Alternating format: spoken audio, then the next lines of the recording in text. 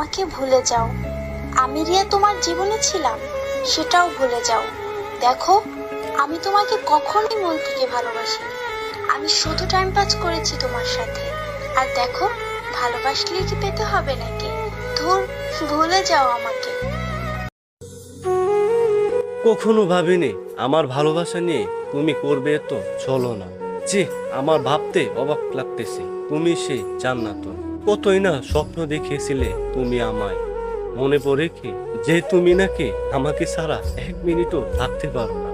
আর আজ কিভাবে তুমি আমাকে ভুলে যেতে চাও? যে জান্নাত তুমি এক মিনিটও আমার সাথে কথা না বলে থাকতে পারতাম না। আর আজ তুমি কিভাবে পারো ঘন্টার পর ঘন্টা, মাসের পর মাস, বছরের পর বছর আমাকে ছাড়া থাকতে? আসলে শেখা খাওয়া মানে জীবনে বড় একটি শিক্ষা গ্রহণ করা।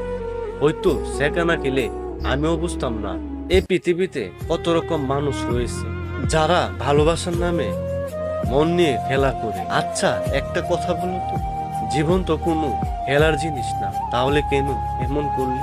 আসলে আমি কি তোমার যোগ্য ছিলাম না? নাকি ভালোবাসা নিয়ে চলনা করা তোমার স্বভাব? তোমার একটু অভিনয়ে হয়তো আমার মনের ভালোবাসার মৃত্যু হয়েছে।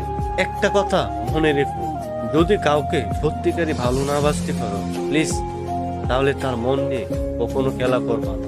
কারণ অসমাপ্ত ভালোবাসাগুলো দিনরাত মানুষকে শুধু কাঁদায় আর ডিপ্রেশনে রাখে।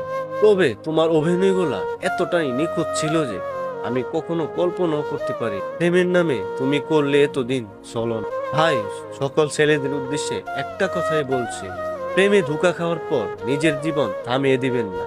আপনিও প্রতিষ্ঠিত হয়ে দেখিয়ে দেন। তুই চলে যাওয়ার পর আমিও অনেক ভালো আছি।